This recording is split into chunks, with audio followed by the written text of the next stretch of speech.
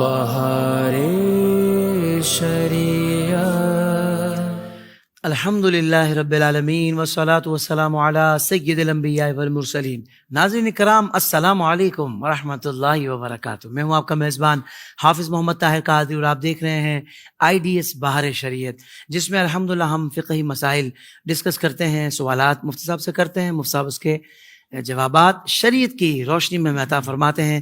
الحمدللہ ہمارے ساتھ تشریف فرمائے مفتی مدنی رضا صاحب۔ السلام علیکم ورحمۃ اللہ۔ وعلیکم السلام ورحمۃ اللہ۔ مفتی صاحب، آپ کی صحت ٹھیک ہے؟ اللہ کا کرم۔ آج بھی بہت سارے سوالات ہم لے کر آئے ہیں آپ کے سامنے۔ انشاءاللہ۔ جزاک اللہ۔ مفتی صاحب، یہاں سے آغاز کرتے ہیں کہ رفع دین کا جو معاملہ ہے، کہ نماز میں رفع دین کرنے کے حوالے سے کیا حکم ہے؟ بسم اللہ الرحمن الرحیم۔ دیکھیں، رفع یدین کا جو مسئلہ ہے، یہ کوئی ایسا مسئلہ نہیں کہ اس کو کفر و اسلام کا مسئلہ بنا کر آپس میں جنگ کی جائے۔ ٹھیک ہے۔ اگر کوئی شدت سے اس کا رد کرتا ہے نا، اور وہ احناف پہ تنقید کرتا ہے، تو پھر یہاں سے جواب دینے کی ضرورت پیش آتی ہے۔ بہت اچھی بات آپ نے۔ ورنہ ہمارا شوافے سے کوئی اختلاف ایسا نہیں ہے۔ کیا کہنا؟ وہ شوافے جو ہے وہ رفع یدین کرتے ہیں، اور اگر ہم دیکھیں کہ امام شافعی رحمۃ اللہ تعالیٰ علیہ کے نزدیک اس کا کیا حکم تھا، تو جب امام شافعی رحمۃ اللہ تعالیٰ علیہ امام اعظم کے مزار پر حاضری دیتے ہیں اپنی کسی مشکل کے حل کے لیے، تو ادب کی وجہ سے جو ہے وہ رفع یدین چھوڑ دیتے ہیں کہ یہاں پہ میں اپنا اجتہاد استعمال نہیں کروں گا، امام اعظم کا ادب ہے۔ کیا کہنا؟ اس کا مطلب یہ ہے کہ جو رفع یدین کرنے کے قائل ہیں وہ بھی اس میں اتنی شدت نہیں رکھتے۔ ہاں، ہمارے یہاں پر کچھ لوگ ایسے ہیں کہ جو رفع یدین کرنے پر شدت اختیار کرتے ہیں، اور جو نہیں کر رہا اس کو غلط کہتے ہیں۔ جی، تو اس کو ایسا مسئلہ نہ بنایا جائے۔ بہت اچھا۔ اگر آپ اس کو غلط کہیں گے تو دلائل دونوں جانب ہیں، اسی لیے اس کو غلط نہ کہا جائے۔ اور یہ بھی جو مسئلہ ہے نا، وہ صرف یہ ہے کہ رفع یدین کرنا مستحب ہے یا نہیں، سنت ہے یا نہیں، اس کا فرض اور واجب سے کوئی تعلق نہیں۔ پہلی بات تو یہ۔ دوسری بات یہ کہ ہمارے احناف کی کتابوں میں یہ ضرور درج ہے کہ پہلے رفع یدین کیا جاتا تھا، بعد میں منسوخ ہو گیا۔ دلیل کو اگر ہم دیکھیں نا، تو وہ مسلم شریف کی ایک روایت ہے، حضرت جابر بن سمورہ رضی اللہ تعالیٰ عنہ، ان سے روایت ہے کہ ایک روز سرکار علیہ الصلوۃ والسلام ہمارے درمیان سے گزرے، تو سرکار علیہ السلام نے ہمیں نماز میں رفع یدین کرتے ہوئے دیکھا۔ رفع یدین یعنی دونوں ہاتھوں کو اٹھانا۔ صحیح۔ یہ صرف تکبیر تحریمہ کے اندر احناف کے نزدیک ہے کہ جب ہم تکبیر تحریمہ کہیں گے، یا وطر کے لیے جب ہم دعائے قنوت پڑھنے سے پہلے تکبیر قنوت جو کہتے ہیں، وہاں پر ہم صرف ہاتھوں کو اٹھاتے ہیں اور اپنے ہاتھ باندھ لیتے ہیں، باقی ہم کہیں پہ بھی نہیں کرتے۔ تو اس کی دلیل کیا ہے؟ حضرت جابر بن سمورہ کہتے ہیں کہ ہم جو ہے وہ رفع یدین کر رہے تھے، تو سرکار علیہ الصلوۃ والسلام نے ہمیں دیکھا کہ میں تمہیں اس انداز سے ہاتھ اٹھاتے ہوئے دیکھ رہا ہوں جیسے یہ بدکے ہوئے گھوڑوں کی دم ہو، لہٰذا جب تم نماز پڑھو تو اس میں اطمینان رکھو۔ تو یہ مسلم شریف کی روایت ہمارے لیے ایک دلیل ہے۔ اسی طریقے سے اگر ہم حضرت عبداللہ بن عباس رضی اللہ تعالیٰ عنہ کو دیکھیں، یہ وہ صحابی ہیں جن کو سرکار علیہ الصلوۃ والسلام نے قرآن فہمی کے لیے دعا عطا فرمائی تھی۔ صحیح۔ تو ان کی تفسیر کے اندر قرآن میں ایک آیت ہے کہ قرآن میں جو نا وہ مومنین کی صفات بیان کی گئیں، تو ایک صفت یہ تھی الذین هم فی صلاتہم خاشعون، کہ مومنین وہ ہیں جو اپنی نمازوں میں خشوع و خضوع اختیار کرتے ہیں۔ صحیح۔ تو اس کی تفسیر میں حضرت عبداللہ ابن عباس فرماتے ہیں کہ خشوع و خضوع کرنے والوں سے وہ لوگ مراد ہیں کہ جو ادھر ادھر متوجہ نہیں ہوتے، اور تکبیر تحریمہ کے علاوہ اپنے ہاتھوں کو نہیں اٹھاتے، رفع یدین نہیں کرتے۔ اس طرح اور بہت سارے صحابہ سے یہ روایت منقول ہیں۔ تو چونکہ ہمارے پاس یہ دلائل موجود ہیں کہ آخری وقت میں سرکار علیہ الصلوۃ والسلام نے جو وہ رفع یدین نہیں کیا تھا، تو احناف جو وہ ان روایات کو ترجیح دیتے ہیں۔ دونوں طرف احادیث ہیں، اگر کوئی کرتا ہے تو ہم اس کو برا والا نہیں کہتے، اس کے اپنے دلائل ہیں، اور اگر کوئی نہیں کر رہا تو ادھر اپنی طرف دلائل ہیں۔ اس کو کفر و اسلام کا مسئلہ بنا کر تنقید نہ کی جائے۔ بہت اچھے انداز، بہت خوبصورت انداز سے آپ نے اس مسئلے کو بیان فرمایا ہے۔ اللہ تعالیٰ ہمیں عمل کی توفیق عطا فرمائے۔ اچھا مفتی صاحب، ظاہر بات ہے متفرق سوالات ہیں، تو یہ سوال ذرا مختلف ہے جو ہم کر رہے ہیں، کہ کوئی لڑکی کسی کو پسند کرتی ہے تو کیا وہ چھپ کر شادی کر سکتی ہے؟ پہلا تو یہ سوال ہے، اور فی الحال وہ گھر والوں کو شادی کا کہہ نہیں سکتی، لیکن اسے معلوم ہے کہ بعد میں جب وہ بتائے گی وقت مناسب پر تو گھر والے مان بھی جائیں گے، اور ابھی جیسے اس کے ذہن میں یہ بھی بات ہے کہ بھائی میں جس سے پسند کرتی ہوں، جس کو، اس سے بغیر نکاح مجھے بات کرنی نہ پڑے، اس سے بچنے کے لیے بھی وہ نکاح کرنا ضروری سمجھتی ہے، تو ایسے میں کیا اجازت ہے؟ دیکھیں، چھپ کر نکاح کرنا، ویسے تو اگر فقہی اعتبار سے ہم دیکھیں نا، فقہی اعتبار سے تو لڑکی اپنی مرضی کی مالک اس جہت سے ہوتی ہے کہ اگر وہ کسی کفو کے اندر نکاح کرے، یعنی لڑکا ایسا ہو جو لڑکی کے گھر والوں کے لیے، اس کے اولیاء کے لیے شرم و عار کا باعث نہ ہو، ٹھیک ہے، اور پھر 2 گواہوں کی موجودگی میں ایجاب و قبول کر لیا جائے تو نکاح تو ہو جاتا ہے. سبحان اللہ، ٹھیک ہے نا، یہ فقہی مسئلہ ہے. فقہی مسئلہ. لیکن اب تھوڑا سا معاشرتی طور پر دیکھ لیں کہ اگر لڑکی چھپ کر نکاح کرے گی تو یہ جس لڑکے سے ابھی نکاح کرنا چاہ رہی ہے، اگر بعد میں وہ لڑکا اس نے اس کو پسند نہ کیا تو، اور یہ بعد میں ابھی تو یہ کہہ رہی ہے کہ میں گھر والوں کو بتاؤں گی تو گھر والے مان جائیں گے، لیکن گھر والے نہ مانے تو پھر وہ لڑکا تو کہیں اور نکاح کر سکتا ہے کیونکہ اس کے لیے دوسرا نکاح کرنا درست ہے. لیکن یہ لڑکی اگر اب کہیں اور نکاح کرے گی بھی نا، اگر گھر والے زبردستی کروانا چاہیں تو یہ کہیں اور نکاح نہیں کر سکتی کیونکہ یہ کسی ایک کے نکاح میں پہلے ہی موجود ہے. صحیح. ابھی یہ کہہ رہی ہیں کہ میں جو ہے وہ چاہتی ہوں کہ مجھے کوئی ناجائز قدم نہ اٹھانا پڑے، اور میں جو وہ لڑکے سے بات بھی کرنا چاہتی ہوں تاکہ میری انڈرسٹینڈنگ بھی ہو جائے. یہ ساری چیزیں بھی ہوتی ہیں نا، تو انڈرسٹینڈنگ تو ہو نہیں سکتی اولاً. دوسرا، اگر آپ کے اندر اتنا ہی تقوی ہے کہ بھائی میں ناجائز کام نہ کرنا پڑے اس لیے میں جو ہے نا وہ نکاح کر لوں، تو بھائی اگر آپ یہ نکاح کر لیں گی نا، یہ آگے بہت سارے مفاسد کو کھول دے گا، ان کا دروازہ کھولے گا. تو اسی لیے ہمارا مشورہ یہ ہے کہ چھپ کر اس طرح کی غلطی کبھی نہ کی جائے. ایسے ہم نے کئی کیسز دیکھے ہیں کہ جہاں پہ لڑکا لڑکی نے چھپ کر نکاح کیا، بعد میں لڑکی پریشان ہوتی ہے کیونکہ لڑکا طلاق بھی نہیں دیتا، اور بعد میں یہ لڑکی پھر کہیں اور اس کا نکاح کروا دیا جاتا ہے، تو بعض اوقات یہ زنا میں بھی مبتلا ہو جاتے ہیں. ایسے بھی کیسز ہیں. اسی لیے وقتی طور پر جو خواہش ہے اس کے غلبے کے بعد یہ سوچ کہ میں نکاح کر لوں چھپ کر، تو یہ مناسب نہیں ہے. نہ آپ جو ہے وہ بغیر نکاح کے بات کر سکتی ہیں، نہ یہ چھپ کر نکاح کیا جائے. کریں گی کفو ہوگا، ہو جائے گا، لیکن پھر اس کے بعد جو مفاسد ہیں نا وہ بہت خطرناک ہیں، اس لیے اس سے آگاہ رہیں. بہت اچھے، ماشاءاللہ، بہت خوبصورت آپ نے رہنمائی فرمائی. واقعتاً کہ اس وقت نفس کے غلبے میں آ کر بندہ قدم اٹھا تو لیتا ہے اور شرعی طور پر اجازت بھی کہیں سے لے آتا ہے یا مسئلہ سمجھ لیتا ہے، لیکن جو اس کے دور رس نتائج ہوتے ہیں نا اس پر توجہ کرنے کے لیے تیار ہی نہیں ہوتے. جب عشق کا غلبہ ہوتا ہے نا تو عموماً عقل ختم ہو جاتی ہے اور وہ پھر جذباتی فیصلے لیے جاتے ہیں. تو جذباتی فیصلے نہ لیں، اپنے فیوچر کو سامنے رکھیں کہ یہ بہت خطرناک ہو سکتا ہے. بہت خوبصورت آپ نے بات ارشاد فرمائی. اللہ کرے کہ اس طرح کی باتیں پہلے سن کر سمجھنا بھی نصیب ہو جائے تاکہ بندہ اس طریقے سے جو اقدامات اٹھاتا ہے اس سے بچ جائے. اچھا مفتی صاحب، اگلا سوال یہ ہے، بعض اوقات ہمیں معلوم ہوتا ہے کہ سامنے والے کی کسی بات پر ہم اصلاح کریں گے تو مان جائے گا، لیکن پھر یہ کہہ کر صرف نہیں کرتے کہ نہیں بھائی اس کی زندگی ہے، ہمیں کیا، تو ہم اس کی زندگی میں کیوں دخل اندازی کریں. تو کیا یہ سوچ مناسب ہے؟ حالانکہ وہ جانتا ہے کہ میں نے اصلاح کی، اسے یقین ہے اصلاح کی میں نے تو بات مان جائے گا، پھر بھی بس ہمیں کیا، ایسے کر کے بندہ چھوڑ دیتا ہے. دیکھیں، اگر ایک امتی ہے نا تو امتی کو تو سرکار علیہ الصلوۃ والسلام نے مبلغ بنایا ہے. واہ واہ. سرکار علیہ السلام نے فرمایا من رأى منکم منکرا فلیغیر بیدہ فإن لم یستطع فبلسانہ فإن لم یستطع فبقلبہ. سبحان اللہ. تینوں درجوں کے ساتھ بتا دیا کہ اگر تم برائی کو ہوتا دیکھ رہے ہو اور تم اسے ہاتھ سے بدل سکتے ہو، جیسے حکمران ہیں، والدین ہیں، تو اس کو ہاتھ سے بدلو. صحیح. اور اگر ہاتھ سے بدلنے کی استطاعت نہیں رکھتے تو زبان سے بدلو. اگر اس کی بھی استطاعت نہیں رکھتے تو دل میں برا جانو، اور اگر دل میں بھی برا نہیں جانو گے تو پھر یہ دل میں برا جاننا ایمان کا کمزور ترین درجہ ہے، اور اس سے نیچے جائیں گے تو پھر ایمان کے درجات ہی ختم ہیں. اللہ اکبر. اسی لیے یہ سوچنا کہ یار مجھے اس کی پرسنل لائف کے اندر دخل اندازی کرنے کی کیا ضرورت ہے، یہ آپ کی اپنی سوچ ہے. سرکار علیہ الصلوۃ والسلام نے یہ نہیں دی. اور پھر دوسری بات یہ کہ یہاں پہ پرسنل اس کے معاملات جو ہیں اس میں آپ دخل اندازی نہیں دے رہے. آپ سمجھ لیں کہ آپ ایک شخص کو اگر برائی سے نہیں روکیں گے تو اس کی برائی منتقل ہو کے دوسرے میں جائے گی، پھر دوسرے سے تیسرے میں، پھر چوتھے میں، اور پھر ہو سکتا ہے یہ آپ کے گھر کے اندر بھی ہے. تو یہ اس کا پرسنل میٹر نہیں ہے، یہ آپ کا بھی پرسنل میٹر ہے کہ اسی سے برائی ہوتی بھی، چونکہ آپ کا قریبی ہے، آپ کو لگتا ہے کہ میں اس کو سمجھاؤں گا مان جائے گا، تبھی تو آپ قریبی ہے، تبھی تو مان جائے گا نا. تو اس کا مطلب وہ برائی متعدی ہو کے آپ کے گھر میں بھی آ سکتی ہے. اسی لیے سرکار علیہ السلام نے ہر ایک کو مبلغ بنایا ہے. تو یہ سوچ کسی بھی طریقے سے درست نہیں ہے. اگر آپ کو لگتا ہے کہ آپ سامنے والے کو سمجھائیں گے تو آپ کو شریعت نے ایک ذمہ داری دی ہے. حتیٰ کہ ہمارے علماء نے فرمایا کہ اگر کسی کو یہ معلوم ہے کہ میں سمجھاؤں گا اور وہ مان جائے گا تو چاہے یہ خود بے عمل ہو، یہ سامنے والے کو ضرور سمجھائے. اس کے لیے سمجھانا واجب ہے. یعنی خود نماز نہیں پڑھتا لیکن اس کو پتا ہے میں کہوں گا تو سامنے والا پڑھ لے گا، تو اس کو سمجھانا واجب اور خود اپنی اصلاح بھی کرتا ہے. تو اتنی بڑی ہماری ایک ذمہ داری ہے. اس لیے یہ نہ سوچیں کہ یہ اس کا پرسنل میٹر ہے، اس کا پرسنل میٹر نہیں ہے، یہ شرعی تقاضے ہیں، یہ سوسائٹی کا میٹر ہے اور ہر ایک سوسائٹی کا ذمہ دار ہے. سبحان اللہ.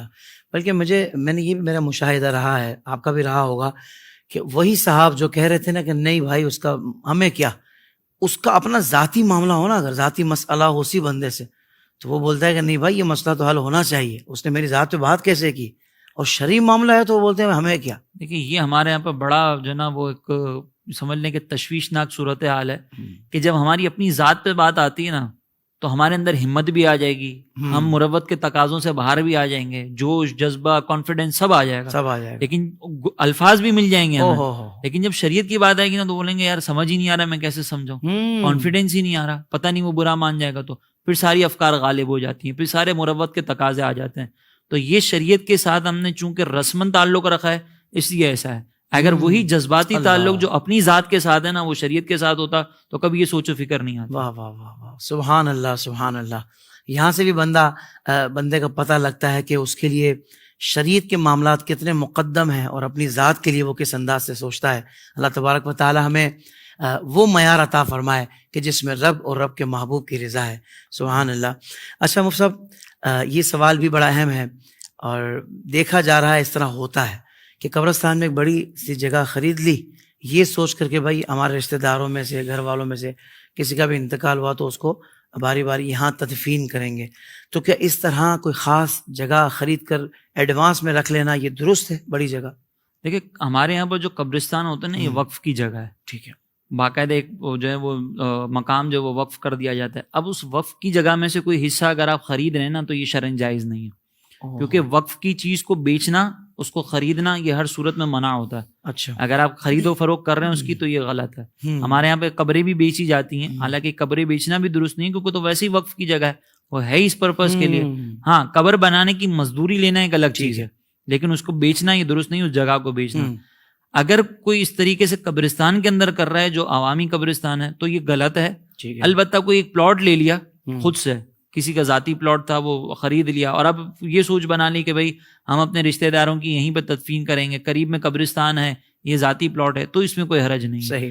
قبر مختص کرنا کہ بھئی یہ میری قبر ہوگی یہ الگ معاملہ ہے, اور ایک جگہ مختص کرنا ان دونوں میں تھوڑا سا ڈفرینس ہے. صحیح. تو وقف کی جگہ خرید و فروخت نہیں کر سکتے, بغیر وقف کے ہو تو اس کو بیچنے خریدنے میں کوئی مسئلہ نہیں. بہت خوبصورت بات آپ نے ارشاد فرمائی ہے.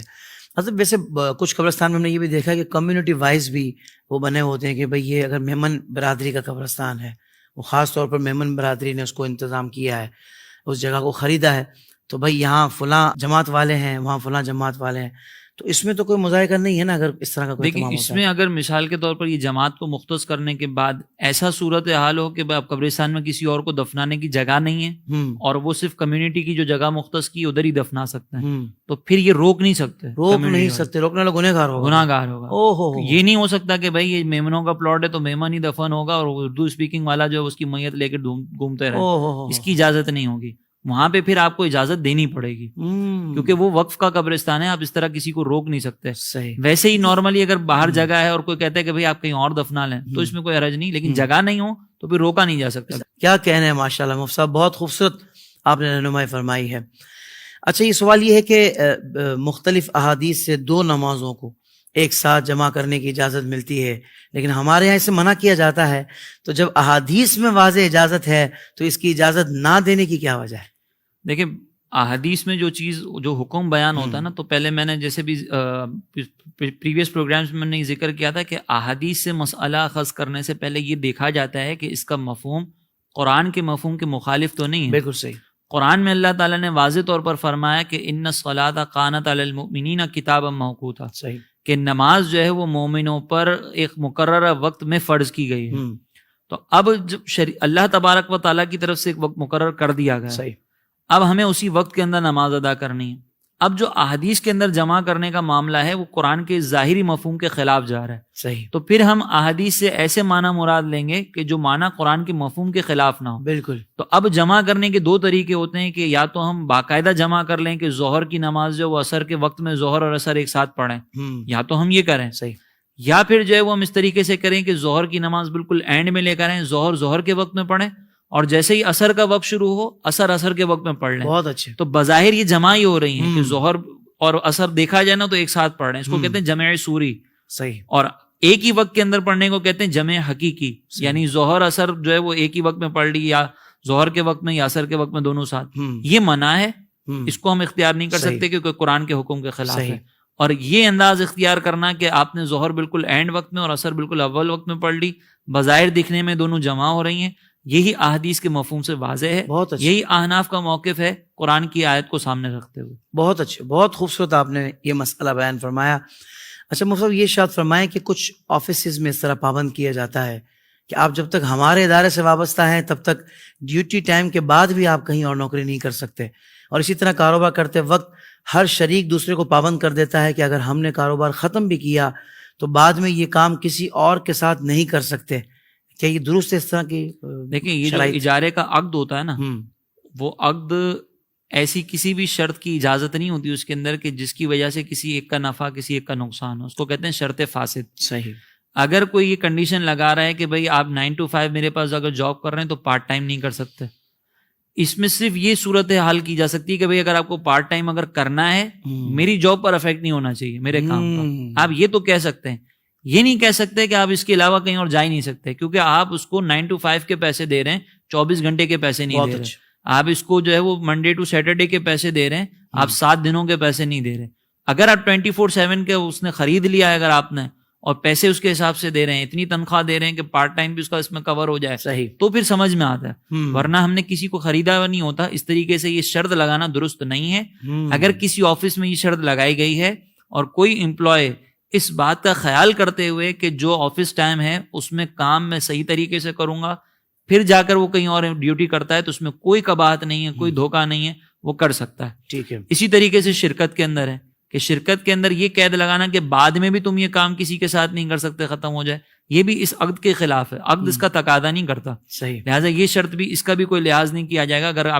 اگر کسی کے ساتھ یہ شرکت والا معاملہ ختم ہو جائے تو بعد میں آپ یہی کام کسی اور کے ساتھ مل کر سکتے ہیں. کوئی قباحت نہیں ہے. شریعت نے آپ کو بامختار بنا ہے, اختیار دیا ہے, آپ اختیارات کا استعمال کر سکتے ہیں. ٹھیک ہے. اور اگر پرانے تجربات کی روشنی میں یہ بات واضح ہو چکی ہو کہ بھائی واقعتاً جب یہ دوسری جگہ کام کرتے ہیں تو یہاں کا کام یہ نہیں کر پا رہے, کوتاہیاں ہوئیں اور بہت اچھے انداز سے بہت زیادہ ہوئیں, تو ایسی صورت میں بھی پابند نہیں کیا جا سکتا. لیکن ایسی صورت میں آپ کو شریعت نے دوسرا اختیار دیا ہے کہ اگر وہ کام کے اندر کوتاہی کر رہے ہیں, آپ اس کی اجرت میں سے تنخواہ مائنس کر لیں. ٹھیک ہے. تو شریعت نے دوسرا اختیار آپ کو بھی تو دیا ہے. اگر کوئی اس سوچ کے ساتھ کہتا ہے کہ بھئی اس کی وجہ سے افیکٹ ہو رہا ہے تو آپ تنخواہ مائنس کر لیں, تنخواہ کٹ کر لیں, لیکن پابند نہیں کر سکتے کہ کہیں اور نہ جائیں. اس بات کا پابند کر سکتے ہیں کہ بھئی یہاں پر آپ پراپر ٹائم دو. اب یہ اس کی ذمہ داری ہے کہ وہ کوتاہی نہ کرے. ٹھیک ہو گیا, ٹھیک ہو گیا. بہت اچھا آپ نے مسئلہ بیان کیا. مفتی صاحب, یہ ارشاد فرمائیں کہ مساجد میں نماز جنازہ کا کیا حکم ہے, کہ مساجد میں نماز جنازہ پڑھائی جا سکتی ہے کہ نہیں, کیونکہ کچھ مساجد ایسی ہوتی ہیں کہ وہاں اگر مسجد سے باہر جنازہ کروائیں تو روڈ بند کر دیا جاتا ہے, جس کی وجہ سے کافی رش بھی ہو جاتا ہے اور لوگوں کو پریشانی ہوتی ہے. تو کیا اس میں کوئی رعایت موجود ہے؟ دیکھیں, اس میں ابو داؤد شریف کی یہ روایت ہے, سرکار علیہ الصلوۃ والسلام نے فرمایا کہ اگر کسی نے میت پر مسجد میں نماز جنازہ ادا کی تو اس کو کوئی اجر نہیں ملے گا. اچھا. اب اس حدیث مبارکہ کے 2 مفہوم ملتے ہیں. ایک مفہوم یہ نکلتا ہے کہ جس سے مسجد میں موجود رہ کر میت پر نماز جنازہ ادا کی تو اس کو اجر نہیں ملے گا, اور ایک مفہوم اس کا یہ بنتا ہے کہ جس نے ایسی میت پر نماز جنازہ ادا کی جو مسجد میں موجود ہو. تو دونوں طرح کے مفہوم ملتے ہیں. اعلیٰ حضرت امام اہل سنت نے پہلے والے مفہوم کو ترجیح دیتے ہوئے یہ فرمایا کہ مسجد میں بلا عذر کوئی مجبوری نہیں ہے, اس کے باوجود نماز ادا کرنا, چاہے جنازہ باہر ہو, مقتدی اندر ہو, چاہے کچھ مقتدی اندر ہو, چاہے کچھ مقتدی باہر ہو, جنازہ باہر ہو, یہ تمام صورتیں منع فرمائی. یعنی امام بھی باہر رہے, جنازہ بھی باہر رہے, مقتدی بھی باہر رہے, یہی افضل ہے, یہی اول ہے. یا اعلیٰ حضرت امام اہل سنت نے یہ بیان فرمایا. لیکن اگر کوئی ایسی جگہ ہے کہ جہاں پہ مسجد میں جگہ نہیں ہے, الگ سے فنائے مسجد میں جا کر, اور آپ کو روڈ روکنی پڑ رہی ہے, تو اب یہاں پر جو ہے وہ مسلمانوں کو تکلیف دینا ہے. تو اس کے لیے پھر ہمارے علماء نے یہاں پر نرمی بیان فرمائی کہ اگر ایسا ممکن ہو کہ جنازہ جو ہے وہ مسجد کے باہر رکھا جائے, نمازی امام صاحب کے ساتھ اگر مسجد میں ہو تو یہ ہو سکتا ہے روڈ نہ روکی جائے, اس طریقے سے جنازہ ادا کر دیا جائے. تو اگر کسی مقام پر ایسی مساجد ہیں تو وہاں پہ اتنا سخت یہ موقف اختیار کر کے بھائی ہم مسجد کے باہر ہی ادا کریں گے چاہے ٹریفک رکتا ہو. اچھا, پھر اس کے اندر ہوتا یہ ہے کہ ویسے تو نماز جنازہ کے بعد دعا مانگنی چاہیے, لیکن پھر وہ دعا بھی طویل کر دی جاتی ہے, پھر سلام بھی پڑھا جا رہا ہوتا ہے. تو مین روڈ کے اوپر آپ نماز پڑھ رہے ہیں, مسلمانوں کو اذیت ہو رہی ہے, تکلیف ہو رہی ہے, تو مسلمانوں کو تکلیف سے بچانا یہ پہلے ہے. صحیح. اور یہاں پر رعایت موجود ہے, تو پھر آپ مسجد میں جنازہ لے جائیں, مسجد کے اندر ادا کریں, میت کو مسجد سے باہر رکھا جائے گا. یہ ضروری ہے, کیونکہ جنہوں نے اجازت بھی دی ہے نا مسجد میں جنازے کی, تو یہ قید کے ساتھ کہ میت جو ہے وہ مسجد سے باہر ہے. صحیح. ہاں اگر کوئی بارش وغیرہ کی صورت ہو تو پھر میت بھی مسجد کے اندر آ سکتی ہے, ورنہ آپ یہ رعایت پر عمل کریں گے. بہت اچھا, بہت اچھا, جزاک اللہ خیر مفتی صاحب, آپ کا شکریہ. اور بھی سوالات ہیں مگر وہ اگلے ایپیسوڈ میں انشاءاللہ ہم آپ سے کریں گے. ناظرین کرام, آئیڈیز بہار شریعت یوٹیوب چینل سبسکرائب کر لیں اور دیگر سوشل پلیٹ فارمز پہ بھی ہمارے ان پیجز کو لائک اینڈ فالو کر لیں اور اپنے دوست احباب سے بھی شیئر کر دیں تاکہ ان کو بھی یہ فقہی بصیرت مل جائے. بہت سارے مسائل ان کو بھی سیکھنے اور جاننے کو ملیں گے تو انشاءاللہ عمل کرنے کا بھی ذہن بنے گا. یہاں میں آپ سے اجازت چاہوں گا, اپنے میزبان کو اجازت دیجیے. اگلے پروگرام تک کے لیے انشاءاللہ اگلے پروگرام میں دیگر سوالات کے ساتھ حاضر ہوں گے. السلام علیکم ورحمۃ اللہ وبرکاتہ.